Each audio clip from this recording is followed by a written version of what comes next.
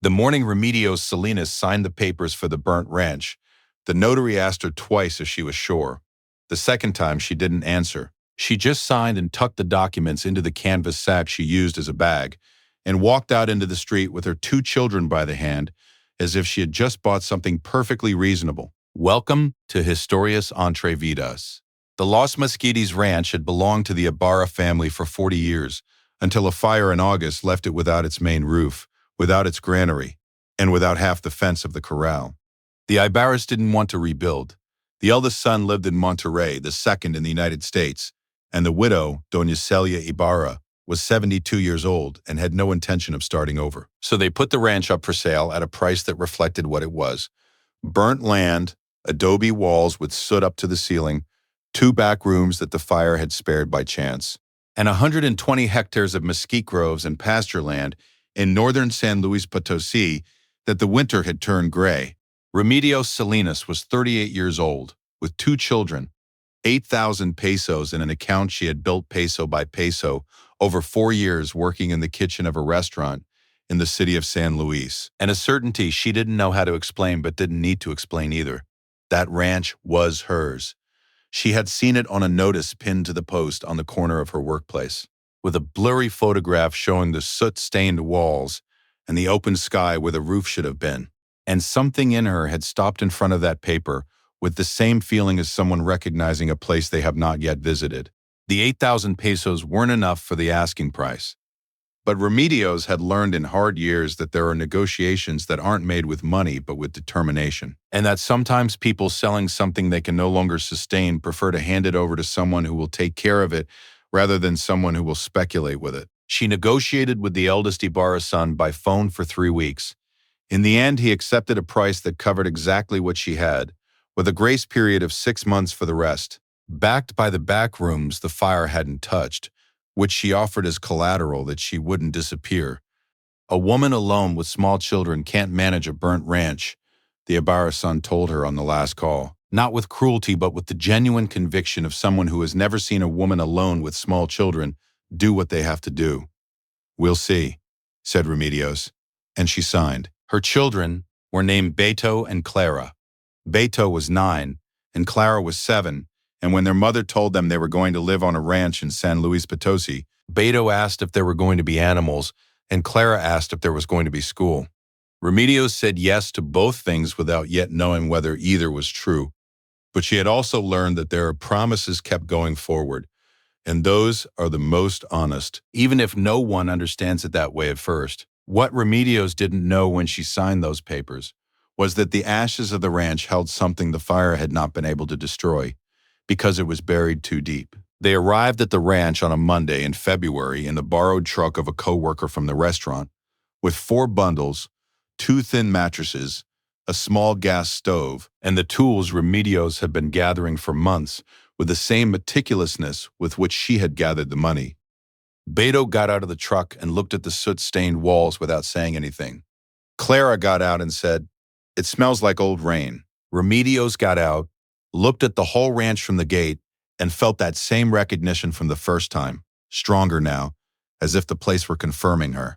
The 2 back rooms were in better condition than the notice had said. The fire had passed close by but had not entered. The walls were solid, the packed earth floors were intact, and the small windows had frames burned at the edges, but the glass was still there, opaque with soot but whole. Remedios spent the first day cleaning with her children, the 3 of them together, Beto with a rag on his head for the dust, and Clara singing something she had learned at school because she said singing made the work shorter. That wasn't untrue. The first night they slept on the mats with the gas stove lit against the cold of San Luis Potosí in February, which is a dry, direct cold that doesn't fool anyone. Remedios didn't sleep well, but she hadn't expected to.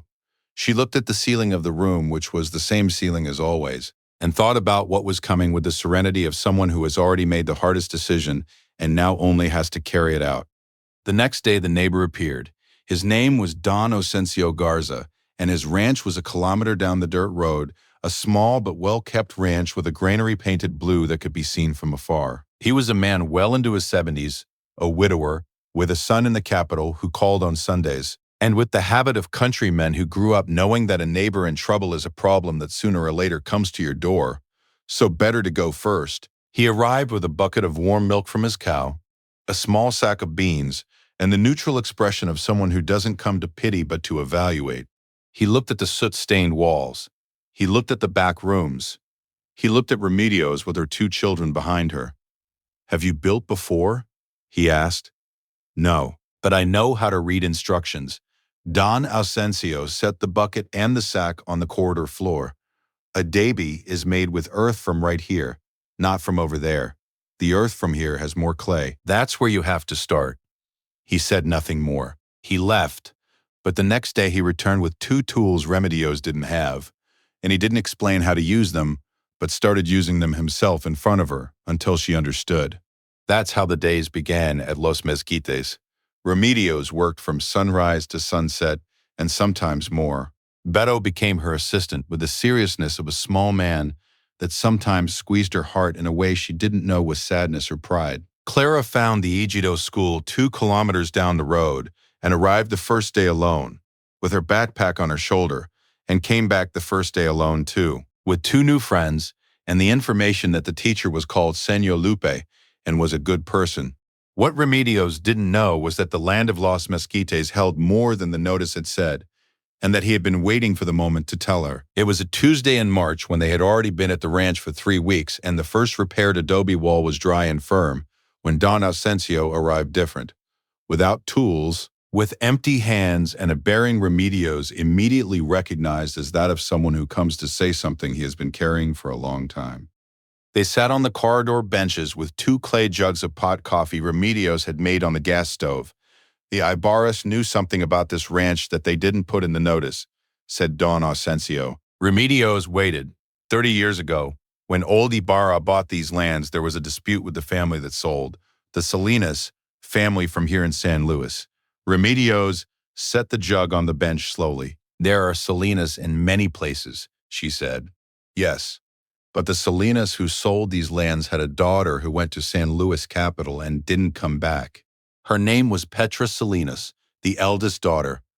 Remedios did not blink. "That was my grandmother's name," she said quietly. Don Ausencio nodded. "I know. When you arrived and told me your last name, I knew I had to tell you. Old Ibarra bought these lands at a price that wasn't fair, at a moment when the Salinas were in trouble, and signed what they shouldn't have signed. There was a document that was left incomplete, a redemption clause that was never executed because the Salinas didn't have the money to exercise it within the term. But the document existed, and I have it." Remedios felt a cold rise up her back. "How do you have it?" "Because the lawyer who drew it up was my godfather-in-law," said Don Ausencio. "He died 10 years ago. He left me his papers because he had no family. Among those papers was that document. I kept it because I didn't know what to do with it. Until you arrived, that afternoon, while Remedios read the document under the light of the small window in the back room, with her children playing outside in the dirt yard, and the San Luis Potosi sun falling orange over the mesquites, she was going to understand that what her grandmother had lost had not disappeared entirely but had been waiting at the bottom of a box of old papers, for someone from the family to come back and claim it. The document was a sales contract with a conventional redemption clause, drafted in 1992, before lawyer Fortunato Mendez, with 2 registered witnesses. In it was stated that the Salinas family was selling the lands of Los Mezquites under the condition of being able to repurchase them within a term of 20 years at the same original price, a clause that had gone unexecuted but which, according to a note in the margin written by lawyer Mendez himself, had been verbally ratified before witnesses with the intention of extending the term. The note included the names of the witnesses, the dates, and a reference to a complimentary file in the municipal notary's office in Matehuala that had never been formally closed. The file was still open. Don Ausencio had a copy of the document. The Matehuala notary's office had the original. Remedios read the text 3 times in a row. Then she set it on the table, placed her palms on top of it, and looked at the freshly repaired adobe wall in front of her. The adobe made with earth from the very same ranch, and thought that her grandmother Petra had sold this in hardship without knowing that her granddaughter would come back to buy it in hardship too, and that this was either a cruelty of fate or something completely different, and that she preferred to believe the latter. "How long have you known this?" she asked without moving. "Since my godfather-in-law died." 10 years. And you waited until someone from the Salinas arrived. I waited until you arrived, said Don Asensio. Which is not the same thing. Something inside her sat down for the first time in a long while. They came 3 weeks later when the second wall was already raised, and Remedios had begun cleaning the foundations of the granary to evaluate whether it was worth rebuilding. They came in a new pickup truck, the eldest Ibarra's son, and a lawyer who wore a tie on a Tuesday in the country, which already says something about the kind of man he was. They found Remedios mixing adobe in the yard with Beto, both of them smeared up to the elbows, with the midday sun overhead, and the battery-powered radio playing something Clara was singing from inside the room. The Ibarra's son didn't greet them. He said, "We have information that you are claiming rights over this property based on old documents that have no legal validity. That complicates the contract we signed. We need to talk." The lawyer with the tie added, with that softness of those who charge by the hour, "It's in your interest to resolve this quickly and without complications, Senora. There are things that can be arranged between reasonable people before they get difficult." Don Asensio arrived at that moment along the dirt road, on foot, with his palm fiber hat and his hands in his pockets, with that gait of a man who isn't in a hurry because he knows exactly where he's going. He stopped beside Remedios without saying anything first. He looked at her. She gave him a small nod with her head. Then Don Asensio looked at the Ibarra son and spoke with a voice that didn't need any volume to fill the whole yard. "The file at the Matehuala notary's office has been open since 1992. Notary Carranza confirmed it last week in writing. The redemption clause was drafted by a licensed lawyer with 2 registered witnesses, and the witnesses are alive. What the gentleman's father bought under those conditions carries a legal burden that no subsequent contract automatically cancels. Notary Carranza can receive you in Matehuala any day you wish." The lawyer with the tie opened his mouth, closed it, wrote something in his notebook. The Ibarra son looked at the ranch, the repaired walls, the new adobe between the old adobe, the children who had come out to the corridor to see what was happening, the radio still playing inside. He looked at Remedios, smeared with earth and standing in the center of her own yard, with her arms crossed and her eyes without fear. Remedios looked at them with her back straight and her voice quiet. "I bought this with what I had, and I'm rebuilding it with my hands.